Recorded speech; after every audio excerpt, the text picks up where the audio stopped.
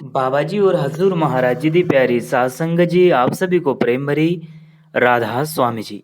संगत जी, आज दिल्ली भाटी सेंटर में 23 नवंबर दिन रविवार को हजूर महाराज जी ने बहुत ही जोरदार सत्संग फरमाया जी। सत्संग के दौरान हमारे प्यारे बाबा जी महाराज जी भी स्टेज पर मौजूद रहे जी। आज का सत्संग जो हुआ वह हुजूर ने स्वामी जी महाराज जी की वाणी मित्र तेरा कोई नहीं संगियन में पर पूरा सत्संग फरमाया जी। साथ संगत जी, बाबा जी महाराज जी और हजूर महाराज जी को देखकर संगत बहुत ही भावुक थी और जिन संगत ने यह उम्मीद लगाई हुई थी और बाबा जी के दर्शन के लिए संगत आज दिल्ली भाटी सेंटर में पहुंची थी, आज उनकी तो बल्ले बल्ले हो गई जी। क्यों? क्योंकि हमारे प्यारे बाबा जी महाराज जी आज संगत के बीच स्टेज पर आए थे जी। संगत जी, आज जो सत्संग हजूर महाराज जी ने फरमाया, इसमें बड़ी ही सादगी से उन्होंने समझाया कि यह जो वाणी अभी ली गई है, यह लगभग 150 वर्ष पहले प्रकट की थी। यह कुछ पंक्तियां मात्र सुनने को नहीं, यहाँ एक तीखी दस्तक है। हमारी सोई हुई रूह, हमारी चेतना को हिलाने वाला संदेश इसमें छिपा हुआ है। हजूर महाराज जी ने फरमाया कि स्वामी जी मानो झकझोर कर यह याद दिला रहे हैं कि इस छलावे से भरे संसार में कोई भी हमारा असली साथी, हमारा असली मार्गदर्शक नहीं है। महाराज जी ने आगे कहा कि संत महात्मा अलग अलग बानियां और तरीकों से हमें लगातार इसलिए समझाते रहते हैं, अलग अलग बाणियां इसलिए ली जाती है क्योंकि मनुष्य सीखना ही नहीं चाहता। इंसान एक गलती से निकलकर अगली गलती में फंस जाता है, लेकिन सीखने की प्रवृत्ति बड़ी ही धीमी है और कम करता जा रहा है। हजूर महाराज जी ने आगे फरमाया कि संतों की पूरी शिक्षा का आधार केवल और केवल एक ही है, वह है प्रेम।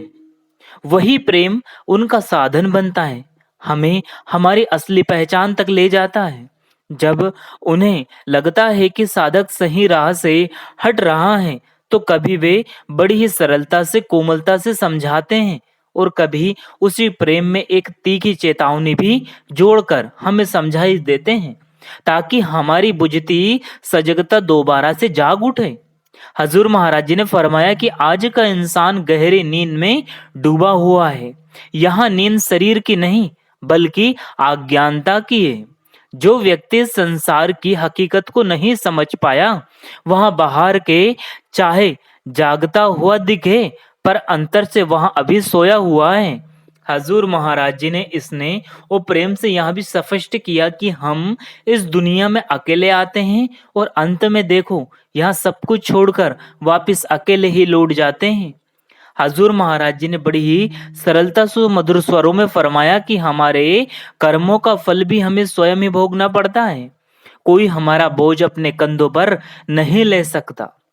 यहाँ हर एक आत्मा को अपने किए की जिम्मेदारी खुद उठानी पड़ती है। आगे हजूर महाराज जी ने बहुत ही सरलता से और प्रेम से फरमाते हुए समझाया। आप जी ने कहा, मित्र तेरा कोई नहीं संगियन में। आगे कहते कि स्वामी जी महाराज जी यहाँ किस मित्र की ओर संकेत कर हमें समझा रहे हैं। हजूर ने फरमाया कि असली मित्र यानी कि दोस्त वही है जो सिर्फ हंसी मजाक के दौरान ही हमें नहीं समझे, बल्कि जब भी हमारे कठिनाई का समय हो, हम दुख से गुजर रहे हो, उसमें अडिग खड़ा रहे, जो जीवन के असली मकसद की राह में भी साथ बना रहे और अंत तक हमारा साथ कभी ना छोड़े, वही सच्चा मित्र कहलाने लायक है। अब देखो, जिंदगी में हमें अनगिनत लोग दोस्त बनकर मिल जाते हैं। जब जरा रुको कर सोचो, इनमें से कितने ऐसे हैं जो वास्तव में हमारे अंतिम पड़ाव तक हमारे साथ चलेंगे। अब देखो, जीवन भर तो कहीं चेहरे साथ रहते हैं, लेकिन जब अंतिम विदाई हम संसार से लेते हैं, उस वक्त पर सब यहीं के यहीं छूट जाते हैं। आगे की यात्रा देखो, जीव को अकेले ही तय करनी पड़ जाती है। महाराज जी ने कहा, हमारा सबसे करीबी रिश्ता अपने शरीर के साथ होता है, लेकिन देखो, संसार को अंतिम समय में छोड़ते वक्त शरीर भी यहाँ का यहीं धरा का धरा पे रह जाता है। यहाँ भी अंतिम समय तक साथ नहीं निभाता, समय के साथ बूढ़ा हो जाता है और एक दिन हमारा साथ हमेशा हमेशा के लिए छोड़ देता है। जब हमारा अपना शरीर भी हमारा साथ नहीं निभा सकता, तो और हम उम्मीद करें तो करें कैसे? हजूर ने फरमाया कि हमारा असल यह शरीर नहीं, बल्कि अगर असल में कुछ है तो वहाँ आत्मा, जो कि परमपिता परमात्मा की अंश है। और आत्मा का सिर्फ एक ही रिश्ता होता है, वह होता है परमपिता परमात्मा के साथ। इसके अलावा यह सब रिश्ते जो भी इस दुनिया में हम बनाते हैं, जन्म के साथ बनते हैं और जन्म के साथ बनने के बाद अंत में इस शरीर को छोड़ने के बाद सब यहाँ के यहीं छूट जाते हैं। हजूर ने वाणी से उदाहरण देते हुए समझाया कि संग सखा सब जग तज गए, कोई ना निभियो साथ। हजूर महाराज जी ने बड़े ही कोमल स्वरों में आगे फरमाया कि यानी कि हम कितने भी संबंध इस संसार में जोड़ ले, अंत में कोई भी हमारा साथ नहीं देने वाला। इसी कारण स्वामी जी महाराज जी ने हमें झिंझोड़ कर कहते हैं कि मित्र तेरा कोई नहीं संगियन में। भाई क्यों पड़ा है सोवे इन गठियन में? यानी कि महाराज जी समझा रहे हैं कि जब सत्य सामने हो, हम सत्यता को जानते हैं, तो इन मोह और भ्रम की नींद में हम कब तक सोते रहेंगे? हजूर जी ने विस्तार से आगे वाणी में तुक देते हुए फरमाया कि जैसे ही हम इस संसार में कदम रखते हैं, बचपन में मोहल्ले के बच्चों से हमारी मित्रता हो जाती है, फिर आगे बढ़े, थोड़े बड़े हुए, स्कूल में गए तो नए साथी हमारे से जुड़ते जाते हैं। उनके बाद यदि हम किसी दफ्तर में या नौकरी या व्यापार में आगे देखते हैं, तो जीवन के अलग अलग पड़ाव आते हैं और हर पड़ाव पर नए नए रिश्ते हमारे जुड़ते चले जाते हैं। परंतु जैसे ही अंतिम विदाई की घड़ी आती है, यही सारे रिश्ते यही रह जाते हैं और उस आखिरी मंजिल की राह में हमें, अब देखो, जो हमारे सगे संबंधी थे, हमारे मित्र थे, हमें अकेले ही छोड़ जाते हैं और उससे हमें अकेले ही तय करनी पड़ती है। इसके बाद हजूर महाराज जी ने बड़ी ही सुंदर तरीके से महाराज जी के शब्दों को याद कराया। आप जी ने कहा कि रिश्ते नदी की लहरों के समान है। जैसे एक लहर उठती है, दो लहरों को मिलाती है और उन्हें एक कर देती है, ठीक उसी प्रकार हमारे कर्म लोगों को हमारे जीवन में जोड़ते हैं। फिर अगली लहर आती है और वही कर्म हमें उनसे दूर कर देते हैं। भाई यही जगत का अटल सिद्धांत है। हजूर महाराज जी ने आगे फरमाया कि ये रिश्ते, नाते, यारी, दोस्ती, मित्रता, मोह अंत समय में सब धोखे की तरह हमें छल जाते हैं।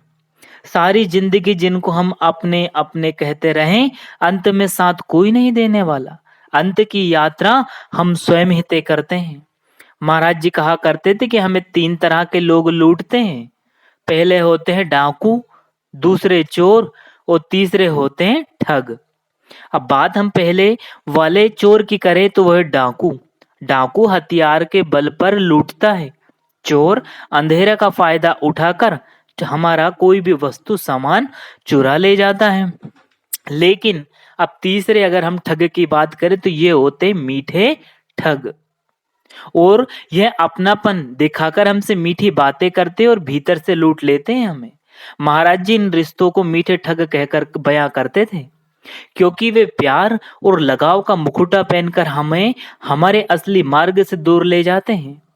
हजूर महाराज जी ने आगे फरमाया, यही हमारी असली हालात हैं। आज हम प्रेम और सच्चे उद्देश्य से दूर होते चले गए। दुनिया के इन मीठे ठगों ने हमें अपने में उलझा रखा है और संत महात्मा इसलिए हमें चेतावनी भी देते हैं कि भाई नींद से जागो, क्योंकि मित्र, रिश्ते, धन, शरीर, यह जो भी हमें संसार में मिला है, यह कुछ समय के लिए, कोई भी तुम्हारा सच्चा साथी नहीं है। साथ वही देगा जो अंदर का नाम है, जो संत सद्गुरु ने हमें नामदान के वक्त दिया है।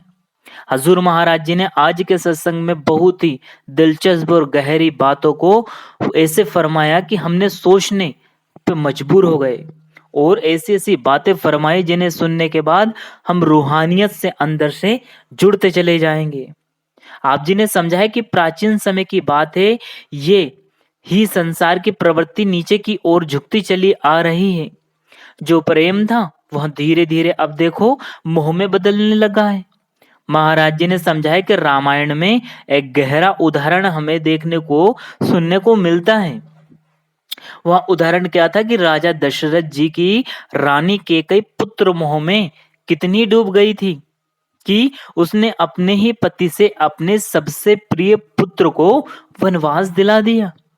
यही दिखाता है कि जब मोह हावी हो जाता है तो इंसान सही और गलत का भेद भूल बैठता है।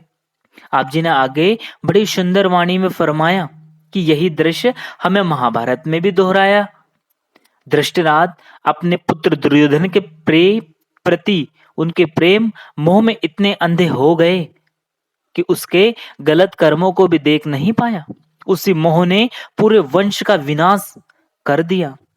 महाभारत का युद्ध तो इतिहास का सबसे भयंकर और दुखद युद्ध माना जाता है। आप जी ने आगे फरमाया कि वास्तव में उसी अंधे प्रेम यानी कि मोह की उपज था यह महाभारत का युद्ध।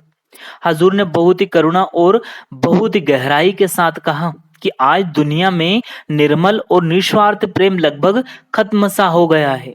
जो बचा है वह प्रेम नहीं बल्कि सिर्फ और सिर्फ मोह है।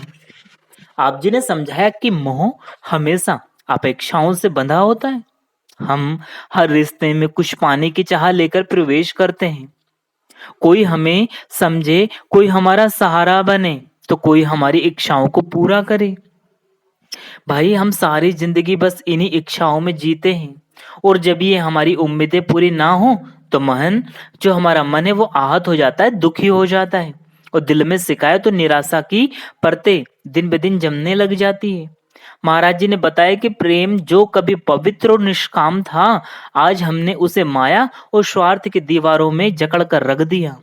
आज संबंधों में त्याग और अपमान की जगह लेन देन लेने ले ली।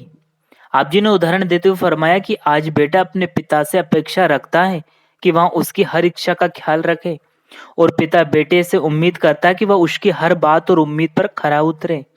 जब दोनों की अपेक्षाएं अधूरी रह जाती है तो घर में प्रेम के स्थान पर तनाव और टकरार और मनमुटाव बसने लगता है। जहां प्रेम होने चाहिए था वहां शिकायतें और झगड़ों का बिल्कुल माहौल बन जाता है।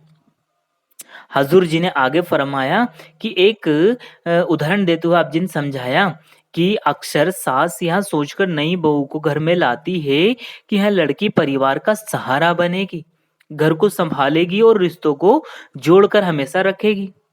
दूसरी ओर बहू अपने मन में उम्मीद रखकर आती है कि सास उसे अपनी बेटी की तरह अपनाएगी, लेकिन वहां सब जब दोनों की इच्छा पूरी नहीं होती तो मन में हल्का सा खिंचाव शुरू होने लगता है और यही खिंचाव धीरे धीरे दूरी और दुख और कड़वाहट पैदा करने लगता है। इसके बाद हजूर महाराज जी ने पूछा, रिश्ते आखिर हमें सिखाते क्या हैं? आप जी ने कहा, जब एक शिष्य अपने गुरु से सच्चा और निर्मल उसी के साथ निस्वार्थ प्रेम करता है तो वह संसार की मोह ममता से बच जाता है। मुर्शिद से मिला हुआ इश्क ऐसा दीपक है जो इंसान को इस दुनिया के दलदल में डूबने कभी नहीं देता। हजूर महाराज जी ने बताया कि आज का मनुष्य धन, नाम, आदर और मैं मेरी की भावना में इतना उलझ चुका है कि उसे लगता है कि यहाँ सुख का कारण है, लेकिन वास्तविकता यहाँ है कि इन्हीं ने दुख का बीज बोया है। इसी बात को समझाते हुए आप जी ने वाणी का उल्लेख किया कि पानी, हवा और अग्नि तक को रोगी कहा गया है। यहाँ तक कि माता पिता और परिवार के अन्य सभी संबंध भी रोगी कहे गए हैं, क्योंकि वे भी माया के प्रभाव में बंधे हुए हैं। यहाँ संदेश, इनसे पूर्ण सहारे की आशा मत रखो, क्योंकि स्वयं जो सीमाओं में बंधे हो वह किसी को पूर्ण आधार कैसे बन सकते हैं। वाणी की पंक्ति कहती है, रोगी सब संसार, अर्थात समझाते हुए हजूर महाराज जी ने फरमाया कि जब कोई दुख को ही संभल नहीं पाता, यानी कि खुद ही संभल नहीं पाता, दुख से बच नहीं पाता, तो वह दूसरों को कैसे संभालेगा, कैसे दुख से निकालेगा। इसके बाद हजूर महाराज जी ने बहुत ही सरल तरीके से समझाया कि यह संसार एक बहुत बड़ा रंगमंच है। यहाँ पर हर व्यक्ति एक पार्ट अदा करने के लिए यहाँ आया है। किसी को देखो पिता का किरदार निभाना है, तो किसी को माता का, तो किसी को भाई-बहन का, तो कोई मित्र बनकर आ जाता है। पर इंसान अपने पात्र में इतना डूब जाता है कि असली स्वरूप, असलियत होती क्या है, क्या वास्तविकता क्या है, उसकी पहचान है क्या, वह भूल बैठता है। जैसे एक फ़िल्म में कलाकार अपने किरदार में डूब जाता है, वैसे ही हाल इंसान का भी है। इंसान भी अपने इस झूठे किरदार में डूब चुका है। इंसान को लगता है कि यही किरदार हमारी सच्चाई है, लेकिन भाई ये एक भ्रम है। जो इस संसार में नाटक का निर्देशक है, इस संपूर्ण लीला का संचालक है, वह है परमपिता परमेश्वर। और जब उसका आदेश आता है, जब किसी पात्र की भूमिका पूरी हो जाती है, तो उसे इस मंच से हमेशा हमेशा के लिए जाना ही पड़ता है। उस वक्त ना कोई पिता रहता है, ना कोई माता, ना भाई, ना बहन। सारी भूमिकाएं यही इस शरीर के साथ छूट जाती है और समाप्त हो जाती है। लेकिन इंसान इस दुनिया में आकर यह मान बैठा है कि वह हमेशा यहाँ रहेगा, मानो यह मंच ही उसका स्थायी घर हो गया। महाराज जी ने उदाहरण देते हुए स्पष्ट किया कि राम गयो रावण गयो, जाको बहु परिवार। हजूर ने कहा कि जब राम जैसे तपस्वी, तेजस्वी महापुरुष और रावण जैसे पराक्रमी लोग भी इस धरती पर स्थायी नहीं रहे, तो फिर सोचो हम आप क्या हैं? यहाँ कौन सदा रह सकता है? यह दुनिया तो एक क्षण भंगुर का खेल है, अविनाशी। केवल एक ही है, वह है नाम शब्द। वही हमारा सच्चा साथी है, वही हमारा असली सहारा है, वही एकमात्र मित्र है जो हर जन्म जन्मांतर में हमारे साथ चलता है। हजूर ने आगे समझाया कि अगर हम सत्संग को उसी एकाग्रता और श्रद्धा से सुने जैसे किसी बहुत महत्वपूर्ण सभा या बैठक को सुनते हैं, तो फिर घर लौटकर उस पर अमल करते हैं, तो यही हमारे जीवन में असली बदलाव की शुरुआत होगी। आप जी ने याद दिलाया कि बड़े महाराज जी हमेशा फरमाते थे कि सत्संग उस ठंडी छांव की तरह है जो हमें जीवन की तपती धूप से राहत देती है। पर साथ ही वे यहाँ भी समझाते हैं कि हमारा उद्देश्य केवल उस छांव में कुछ पल सुकून लेने का नहीं है, बल्कि उस शीतल वातावरण से जो ज्ञान, जो प्रेरणा और जो जागृति हमें भीतर मिली है, उसे अंदर भी उतारना और जीवन में लागू भी करना है। सच्चे सत्संगी का धर्म है कि हम हुक्म में रहें और सत्संगी बातों को अमल में लाएं। हजूर जी ने आगे फरमाया कि हम में से बहुत से लोग यह सोच बैठते हैं कि हमें किसी की जरूरत नहीं पड़ेगी, हम खुद ही सब समाज लेंगे, सभी कुछ कर लेंगे, खुद ही मंजिल पा लेंगे। लेकिन भाई महाराज जी हमेशा फरमाया करते थे, सिर्फ ज्ञान काफी नहीं होता, अनुभव के बिना ज्ञान भी अधूरा है। आप जी ने बहुत ही सुंदर उदाहरण देते हुए बात को स्पष्ट रूप से फरमाया। कहा कल्पना करो तुम्हें किसी अनजान रास्ते से गुजरना है और उस वक्त भारी बारिश हो रही है। तुम्हारे सामने दो व्यक्ति हैं, एक ऐसा जिसने उस रास्ते का नक्शा किताबों में पढ़ रखा है लेकिन कभी वहां स्वयं उस रास्ते से नहीं गुजरा, और दूसरा जिसने उस रास्ते को अपने पैरों से नापा है, हर मोड़, हर दलदल, हर फिसलन से खुद होकर गुजरा है। फिर आप जी मुस्कुराते हुए पूछने लगे, अब बताओ तुम किसके साथ चलना खुद को पसंद करोगे? महाराज जी ने कहा, जाहिर सी बात है उस इंसान के साथ जिसने रास्ता खुद तय किया हो, जिसे उस रास्ते का ठीक से अनुभव है। हजूर महाराज जी ने आगे समझाई, यही फर्क है जानने और जीने में। किताबें रास्ता दिखा सकती है, पर मंजिल तक वही पहुंच सकता है जिसने खुद उस राह को पार किया हो। हजूर ने आगे बहुत ही गहराई से फरमाया और समझाया कि सत्संग को सिर्फ सुन लेना और उसे जीवन में उतार लेना, इन दोनों बातों में जमीन और आसमान तक का फर्क है। आप जी ने फरमाया केवल सत्संग में सुने शब्द कानों से गुजर जाएं, उससे कोई बदलाव नहीं आने वाला। असली रूपांतरण तभी होगा, असली बदलाव तभी आएगा जब हम सत्संग के वचनों को हमारे आचरण में लाएं, उन्हें अपने जीवन में उतारे और जीवन उस उद्देश्य से जी। हमारी सोच, हमारा व्यवहार और हमारे जीवन का हिस्सा हम उन वचनों को बना ले। जब तक हम खुद उस राह पर चलने की कोशिश नहीं करेंगे, तब तक ज्ञान बस जानकारी भर रखा रह जाएगा, दिल और आत्मा को छूने वाली जागृति नहीं बन पाएगा। हजूर बोले हफ्ते में लगभग 168 के करीब घंटे होते हैं, और हमें सिर्फ 1 घंटा ही सत्संग के लिए निकालना होता है। लेकिन अब देखो, हम वह 1 घंटा भी ठीक से निकाल नहीं पाते। इसके दौरान भी हजूर महाराज जी ने एक अत्यंत गहरा प्रश्न उठाया। आप जी ने कहा, नाम वास्तव में है क्या? क्या नाम केवल अक्षरों का मेल है? क्या यह मात्र कोई उच्चारित करने वाला शब्द है जिसे हमने अपनी भाषा, संस्कृत या धर्म के अनुसार अपना लिया है? महाराज जी ने आगे समझाया कि हम सब अलग अलग धर्मों एवं परंपराओं से आते हैं। कोई उसे अल्लाह कह देता, तो कोई राम, तो कोई गॉड, तो कोई वाहेगुरु। भाई, नाम भले अलग हो पर संकेत उसी एक परम सत्ता की ओर से हमारी ओर आ रहा है।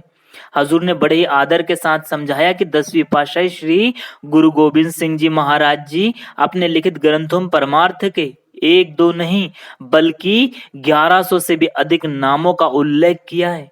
हर नाम में उसी एक सर्वव्यापी सर्वशक्तिमान सत्ता की झलक दिखाई देती है। लेकिन अब अंत देखो, अंत में उन्होंने यही निष्कर्ष दिया कि एक ओंकार, वह अनामी शक्ति जो निर्गुण है, निराकार है, अनंत है और जिसे किसी एक नाम, किसी एक अक्षर या किसी एक भाषा की सीमा में बांधा जा ही नहीं सकता। हजूर महाराज जी ने आगे समझाया कि नाम केवल बोलने के लिए नहीं बनाया गया, शब्द नहीं है कि उसे बोल लिया जाए।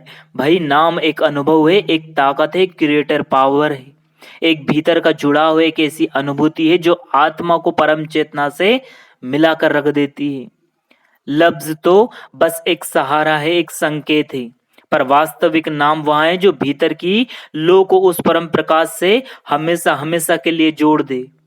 इसके बाद हजूर महाराज जी ने गुरुवाणी की एक गुण पंक्ति सुनाकर अर्थ को स्पष्ट किया। आप जी ने कहा, 52 आखर लोकतर सब कुछ इनमां ही, ये आखर घिन जाएंगे वो आखर इनमें नाही। आप जी ने समझाया कि सारे अक्षर जिन पर हम निर्भर करते हैं, यहाँ बोलना, सुनना, पढ़ना, इन सब की आयु एक सीमित सीमा तक निश्चित है।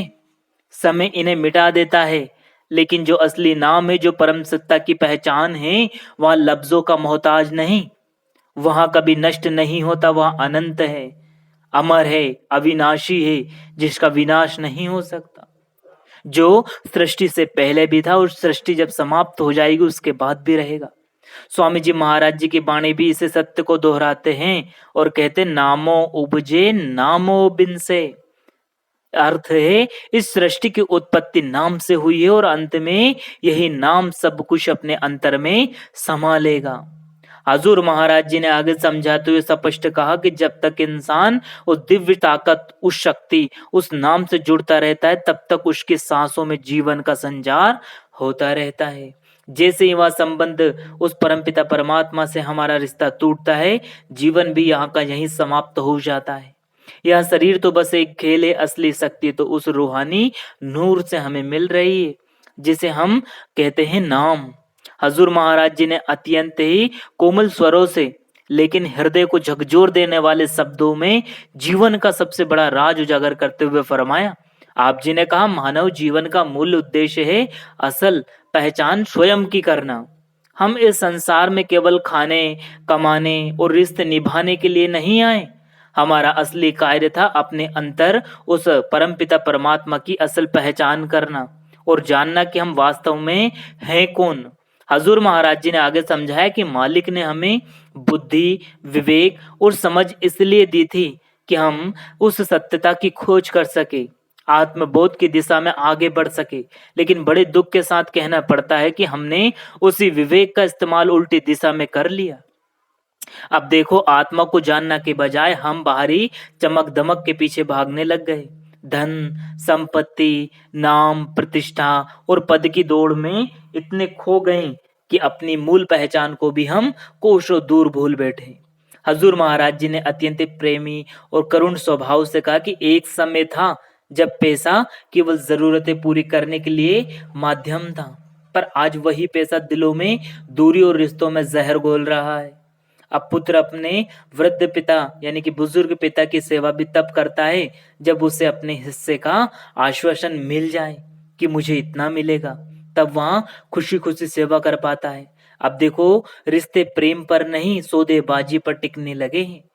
आप जी ने आगे फरमाया, बड़े दुख के साथ बताया गया कि आज बच्चे भी शर्तें लगाने लगे हैं कि अगर मेरी बात नहीं मानी गई, अगर मुझे यह चीज़ नहीं मिली, तो मैं पढ़ाई नहीं करूँगा।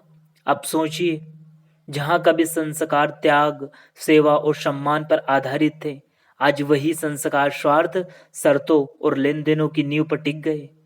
हजूर जी ने कहा कि दुनियावी रिश्तों में तो लोग लेन-देन करते ही हैं, लेकिन आज तो देखो, हमने मालिक के साथ भी सौदेबाजी शुरू कर दी। उदाहरण देते हुए हजूर महाराज जी ने फरमाया, अब देखो मंदिरों, गुरुद्वारों में चढ़ावा चढ़ाते समय हमारे मन में यह उम्मीद होती है कि ऊपर वाला हमें इसके बदले में लाखों करोड़ों वापस लौटा देगा। हजूर ने पूछा, क्या यह भक्ति है? क्या सच में हम उस परम सत्ता से भी सौदा करना चाहते हैं, जिसने बिना मांगे हमें जीवन दिया, सांसें दी, और तो और परिवार दिया, प्रेम दिया। जो कुछ भी हमारे पास है सब कुछ उस परम पिता परमात्मा की देन है। क्या उसे सच में हमारी दौलत, हमारा चढ़ावा चाहिए? हजूर ने बहुत ही स्नेह और प्रेम से समझाते हुए समझाया और फरमाया कि असली भक्ति मांगने में नहीं, खुद को मालिक की मर्जी में, मालिक के हुक्म में समर्पित करने में है।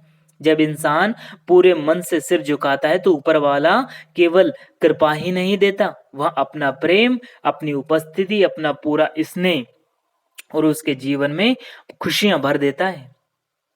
और वही क्षण होता है जब हम अंतर आत्मा को जगाकर अपने असली घर की ओर बढ़ सकते हैं। हजूर ने गंभीरता स्वर से एक ही बात गहराई से कही कि जब धन जरूरतों से ज्यादा बढ़ने लगता है तो उसके साथ अहंकार भी धीरे धीरे बढ़ने लगता है, और यही घमंड धीरे धीरे तनाव का रूप लेकर इंसान को अंदर से खोखला करना शुरू कर देता है। यही तनाव हमारी मानसिक शांति को चुपचाप निगल जाता है। आप जी ने आगे कहा कि फिर मन में एक अदृश्य भय बन जाता है, कहीं टैक्स वालों की निगाह में ना पड़ जाए, कहीं चोरी ना हो जाए, जो इकट्ठा किया वह कहीं हाथ से निकल ना जाए। यही असुरक्षा और हर समय की फिक्र शरीर को भी बीमार कर देती है। मन बेचैन हो जाता है और जीवन का पूरा संतुलन डगमाडोल हो जाता है। हजूर जी ने स्पष्ट शब्दों में फरमाया कि धन केवल जीवन को आरामदेह बना सकता है, लेकिन मन की सुख, शांति और तसल्ली और संतोष धन जिंदगी में कभी दे नहीं सकता। सच्ची शांति तब मिलती है जब इंसान अंतर उतरकर अपने असली स्वरूप की पहचान करना शुरू करे, जब वह अपनी आत्मा को उसके स्रोत से जोड़ दे। हजूर ने एक और मूल सत्य सामने रखते हुए कहा कि चाहे कोई कितना भी अमीर क्यों ना हो जाए, आत्मा की प्यास धन से नहीं बुझती। इतिहास में झांक कर भाई देख लो, इतिहास में कितने कितने बड़े बड़े राजा, महाराजा, बादशाह, करोड़ों अरबों के स्वामी हुए, किसी ने भी पैसे से संतोष नहीं खरीदा। धन सुकून दे सकता है, सुविधा दे सकता है, लेकिन भीतर की तृप्ति नहीं। हजूर महाराज जी ने समझाया कि हमें अपनी इच्छाओं पर कुछ लगाम लगानी होगी। आप जी ने कहा कि आज अपनी चाहते और स्वार्थ के पीछे भागते हुए हम सृष्टि को ही नुकसान पहुंचा रहे हैं। हम अपने हाथों से पहाड़ काट रहे हैं, जंगल छांट रहे हैं। प्रकृति को देखो, दिनों दिन हम खोखला करने में लगे पड़े हैं, और जब विपत्ति आती है तो रोने लग जाते हैं। लेकिन सच यही है कि इस तबाही के पीछे के कारण भी हम खुद हैं। कहीं भूकंप आ रहे हैं तो कहीं बाढ़ का तांडव हो रहा है, कहीं ज्वालामुखी फट रही हैं तो कहीं कोई आपदाएं आ रही है। हुजूर बोले, पहले पानी जमीन के लगभग 10 से 15 फुट पर ही मिल जाता था अंदर। आज देखो वाटर लेवल जो है कितना नीचे जा पहुंचा है। लगभग 300 फुट तक की गहराई पर भी पानी नहीं मिल रहा। अगर अभी भी हम नहीं संभले तो उससे भी बड़ी विनाशकारी घटनाएं देखने को मिलेगी। प्रकृति के साथ खिलवाड़ हमें सीधे बर्बादी की ओर ले जा रहे हैं। इसके बाद हजूर ने बहुत ही प्यार से पूरी संगत को चेतावनी दी, अभी भी समय है, अभी भी वक्त है, खुद को संभाल लो और जाग जाओ। आज हमारा मन नियंत्रण हमारे वश में नहीं है। रात रात भर क्लबों में घूमना, नींद की दवाई खाना, बिना नींद ना आए, ये सब इन बात का संकेत है कि हम मन के दास बन बैठे हैं। मन जैसी चाले चले हम उसी दिशा में चले जा रहे हैं। हजूर ने फरमाया, मन को काबू करने का एक ही रास्ता है, वह केवल है परमपिता परमात्मा का नाम। शब्द से जुड़ना, नाम से जुड़ना। जब साधक नाम में टिकता है, शब्द में जुड़ता है, तो मन अपने आप नियंत्रण में आ जाता है। साथ संगत जी, तो आज हजूर महाराज जी ने बड़े ही साफ साफ लफ्जों में संगत को चेतावनी भरे शब्दों से फरमा दिया कि बिना नाम के यहाँ से मुक्ति असंभव है। यदि 84 के आवागमन से मुक्ति चाहिए तो बिना भजन और बंदगी के यहाँ से मुक्ति नहीं हो सकती। तो संगत जी, अगर आप जी को आज दिल्ली भाटी सेंटर का अगर सत्संग अच्छा लगा हो तो आप जी से विनती, वीडियो को लाइक करके शेयर करें, कमेंट बॉक्स में राधा स्वामी लिखकर भजन सिमरन का सफर यूट्यूब चैनल को जरूर सब्सक्राइब कर लो, बेल आइकन को ऑल पे प्रेस कर दे जिससे कि आपको ऐसी वीडियो मिल सके। अंत में आप सभी को प्रेम भरी राधा स्वामी जी शुक्रिया। टेक केयर, धन्यवाद।